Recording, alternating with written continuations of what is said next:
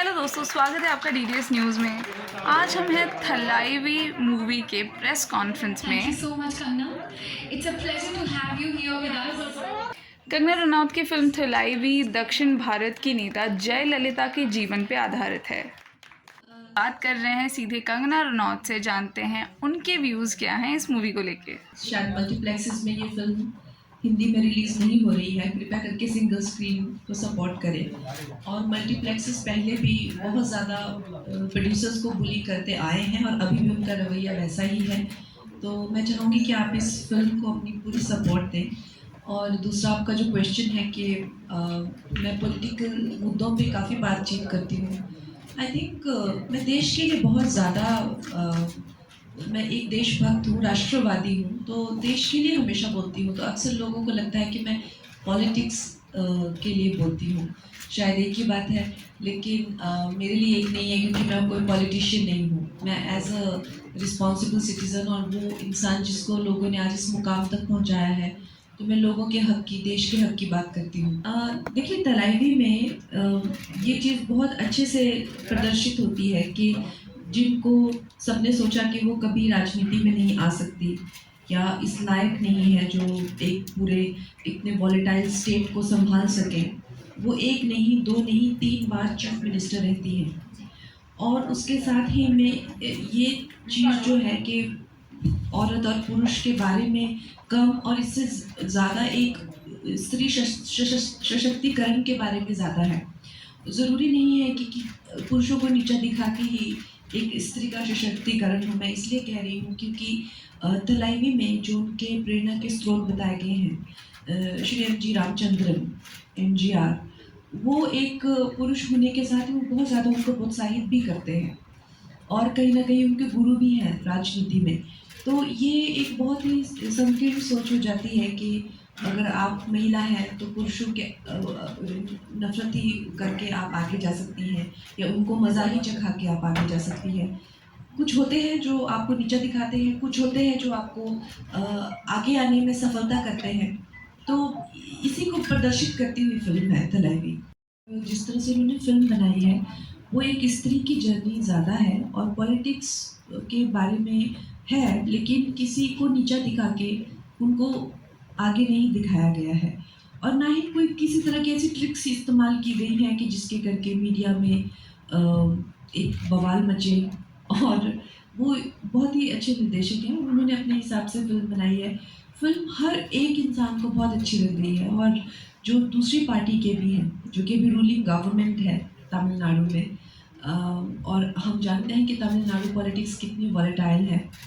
उनको भी ऐसा लग रहा है कि सबके साथ में किसी को नीचा दिखाकर किसी के सर पे पैर रख के ऊपर जाने की कोशिश नहीं की गई है, जिसका क्रेडिट मैं अपने डायरेक्टर को देती हूँ। देखिए, जब हम पॉलिटिशियंस को देखते हैं तो हमारे दिमाग में जिस तरह की इमेज क्रिएट की गई होती है कि हाँ, ये तो पॉलिटिशियंस हैं, कहाँ से आते हैं, क्या करते हैं, कैसे बनते हैं, हमें कुछ पता नहीं होता। और आजकल की दुनिया में जितना भी पीआर होता है फ्रॉम ऑपोजिशन पार्टी, आप हमेशा इस चीज़ को ऐसे सोचते हैं कि हाँ, बस ये लोग तो सत्ता में हैं और राज कर रहे हैं, राइट? इस तरह का हमारी भावनाएं होती हैं। लेकिन हम भूल जाते हैं कि जैसे मैंने कहा कि पंचायत का चुनाव तक आप जीत नहीं सकते हैं लोगों की सेवा किए बिना या ग्राउंड लेवल पे काम किए बिना, रिजल्ट्स दिए बिना। तो उसी तरह से मेरी एक बहुत छोटी सोच थी, जैसे मैं जया माँ के कभी फ़ोटोज़ देखती थी, मुझे लगता था ठीक है, सत्ता में ये लोग हैं, इनको क्या इनके मज़े हैं। लेकिन ये फ़िल्म देखने के बाद मुझे लगा कि कितना मेहनत करनी पड़ती है, कितना कॉम्पिटिशन होता है और जो एक राजनीति है, ये शतरंज की चाल की तरह होती है। पल में जो आपके दोस्त होते हैं, वो दुश्मन बनते हैं। दुश्मन एक कॉम्बिनेशंस जो लोग बिठाते हैं, बंदियाँ होती हैं, एक रातों रात आपके खिलाफ साजिशें होती हैं। यहाँ तक कि आपको जान से मार देने तक की भी साजिशें की जाती हैं। हम लोग ये सब समझ नहीं पाते हैं और मुझे लगता है हम लोग पॉलिटिशियंस के सक्सेस को लेकर उन पे काफ़ी हार्श होते हैं, बिना इस बात को समझे कि हम किसी भी दूसरे फील्ड में कोई इंजीनियर बनता है, उसकी सफलता को हम अच्छा समझते हैं, फिर कोई कलाकार बनता है, एक्टर बनते हैं। लेकिन जब कोई इंसान पॉलिटिक्स में सक्सेस होता है, तो हम समझते हैं हाँ, क्या हुआ, इनको तो राज करने को मिल रहा है। लेकिन हम लोग ये भूल जाते हैं कि वो इंसान अपनी जान पे खेल के, छोटे से छोटे लेवल पे भी अपनी जान पे खेल के उन्होंने ये सफलता हासिल की है और बड़े लेवल पे तो ये बहुत ही ज़्यादा मुश्किल काम है। तो अब उनके लिए मुझे बहुत ज़्यादा रिस्पेक्ट एक हुई है फ़िल्म करने के बाद। तो मैं कोई जयललिता तो हूँ नहीं, मैं कोई चीफ मिनिस्टर तो हूँ नहीं, तो जब अगर मैं कल को राजनीति में आती हूँ या मुझे कोई मेंटोर मिलते हैं, आई विल डेफिनिटली एक्नॉलेज, लेकिन अभी तो ऐसा कुछ है ही नहीं। उनके कैरेक्टर में बहुत ज़्यादा ऐसी चीज़ें हैं, लेकिन एक दृढ़ निश्चय जो है उनमें वो बहुत ही काबिल तारीफ़ है। जैसे कि हम सब जानते हैं, ये एक as a matter of fact है, हिस्टोरिकल फैक्ट है कि जब उनका अपमान किया गया था तो उन्होंने चैलेंज किया था कि अब मैं चीफ मिनिस्टर बन के ही सभा में वापस आऊँगी, और उन्होंने वो करके दिखाया। तो वो अपने दुश्मनों को जिस तरह से बोलती थी वो करके दिखाती थी, और उसके लिए वो किसी भी हद तक मेहनत करने के लिए, कंपटीशन करने के लिए या एक तरह से स्ट्रेटेजाइज करने के लिए पीछे नहीं हटती थी। तो आई थिंक ये उनकी एक बहुत अच्छी बात है जो मैं हमेशा अपने साथ रखना चाहूँगी। मेरे लिए काफ़ी एक, जैसे मैंने कहा, एक साउथ में बहुत ज़्यादा उपलब्धि हासिल की गई महिला है वो, और वहाँ उनके मंदिर तक हैं और लोग उनकी पूजा करते हैं। और जब मेरी कास्टिंग अनाउंस हुई थी तो सबने कहा था कि ये बहुत गलत हो रहा है कि साउथ इंडियन लड़की को ही मौका मिलना चाहिए। और कई लोगों ने इस बात की बहुत ज़्यादा आलोचना भी की थी कि कंगना जो है वो एक नॉर्थ इंडियन है, वो भी पहाड़ों से आती है, तो ऐसा क्यों? लेकिन आज वही लोग जिन्होंने मेरी आलोचना की थी, मेरी तारीफ़ के पुल बांध रहे हैं, और वही लोग जो तमिलनाडु से बिलॉन्ग करते हैं, वो ये इस बात को मान रहे हैं कि अम्मा का जो कैरेक्टर है वो कंगना से बेहतर कोई नहीं कर सकता था। तो ये मेरे लिए एक बहुत बड़ी उपलब्धि है। लेकिन शुरू में जब इतना लोगों ने आलोचना की, तो मुझे भी कहीं लगा कि ऐसा तो नहीं कि मैं कुछ बहुत बड़ी गलती करने जा रही हूँ। It's based on real events. 100% it's real. In terms of an actor, it is a film which has given me tremendous um, scope to rise from where I already was. And if it is appreciated and if it is accepted the same way, then it will definitely be a turning point in my career. I think we need to discourage American films and English films taking over our screens, and we need to behave like one nation and one purpose, and we need to stop dividing each other based on South India, North India, and and we need to enjoy our films first. There are so many films, Malayali films, Tamil, Telugu, even now Punjabi industry is coming up. We need to encourage regional industries, and we need to develop our own infrastructure as far as the creative industry is concerned.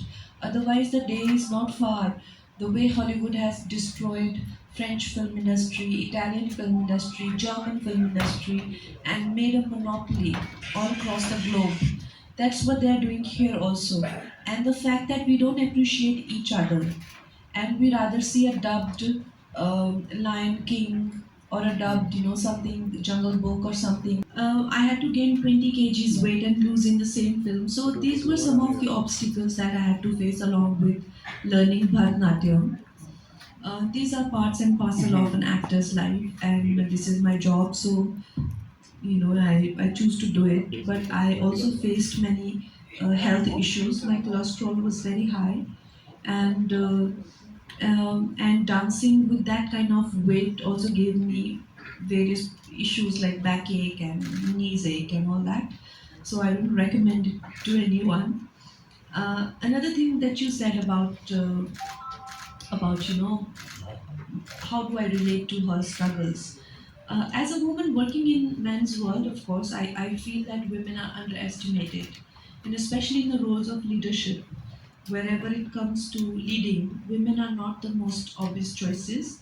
And Gemma also struggled with that. And when I tried to become a director, I also faced a lot of flack and a lot of bullying from all across. I was even banned by the media and the film industry, and what all dramas happened, we all know. So these are the things that I face also. I gave some kind of political opinion, and my house was demolished. Even though later court, you know, they told them that it is a criminal act to do that.